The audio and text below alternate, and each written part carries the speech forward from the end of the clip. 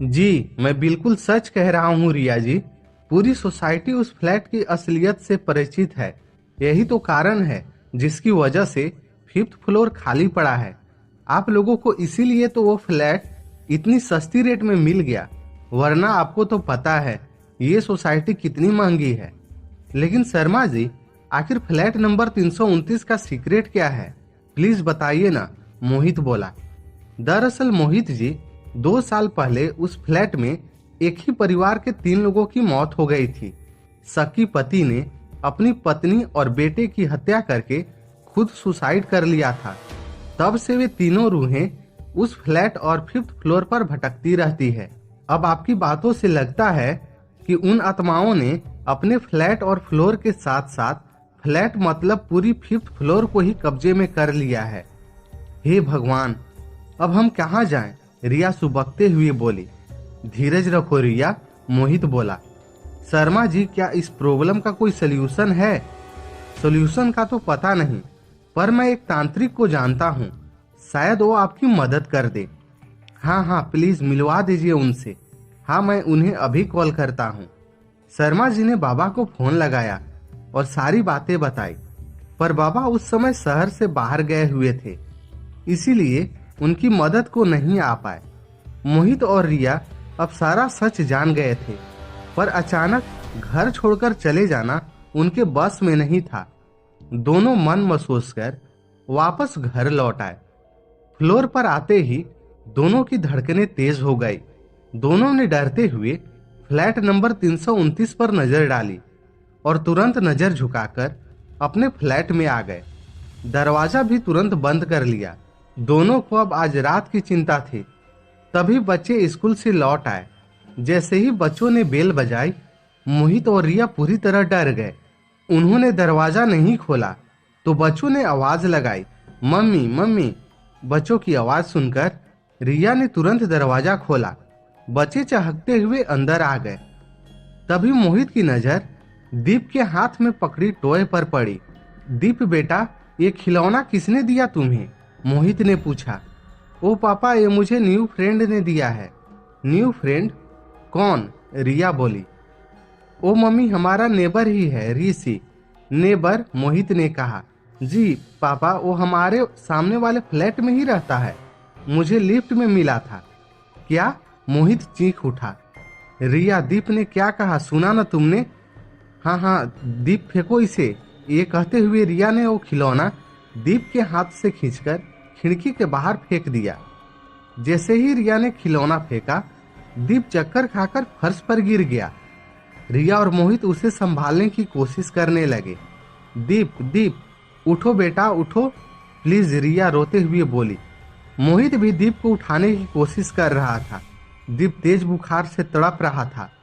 रिया और मोहित को कुछ समझ नहीं आ रहा था कि क्या करें। आखिर मोहित तेजी से नीचे भागा और शर्मा जी को सब बताया। शर्मा जी ने तुरंत सोसाइटी में रहने वाले डॉक्टर गुप्ता को इन्फॉर्म किया और उन्हें साथ लेकर मोहित के घर आए। डॉक्टर गुप्ता ने चेकअप करके दवाई लिखी। मोहित बिना पल गंवाए दवाई ले आया। दवाई देने के बाद भी दीप को होश नहीं आया और न ही बुखार उतरा। शर्मा जी ने परिस्थिति की गंभीरता को समझ लिया।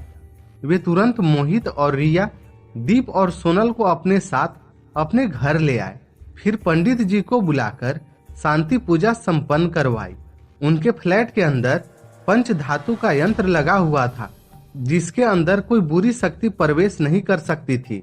बस इसी कारण अब वे सभी सुरक्षित थे। दीप का बुखार भी अब कम होने लगा था, उसे होश आ गया।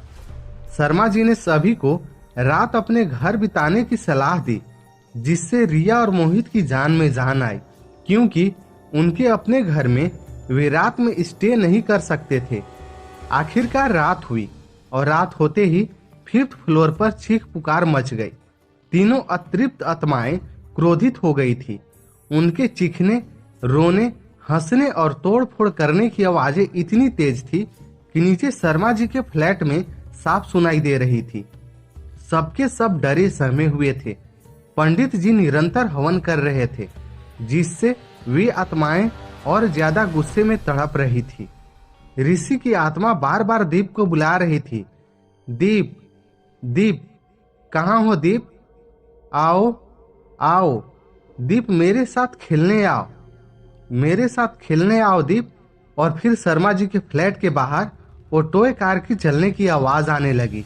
सभी पूरी तरह डर के मारे कांपने लगे। सोनल और दीप मारे डर के रोने लगे।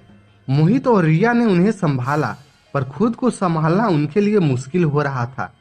बाहर से कभी पायल की आवाज आती, तो कभी किसी औरत के रोने की, कभी एक आदमी की भारी भरकम आवाज आती और सब कुछ शांत हो जाता। कभी वो आदमी अपने बीवी बच्चों को जोर जोर से पीटता और औरत और बच्चों की रोने की आवाजें रात के उस सूने वातावरण में गूंज उठती। खैर, जैसे तैसे वो रात गुजरी। अगली सुबह होते ही मोहित ने मजदूर बुलवाकर फ्लैट खाली करवा दिया। घर का लगभग आधे से ज्यादा सामान टूट फूट चुका था। TV, mobile, dressing table, mixture grinder, सब कुछ भूतों की बीती रात हुए तांडव की बलि चढ़ चुके थे। रिया, सोनल और दीप तो ऊपर गए ही नहीं थे।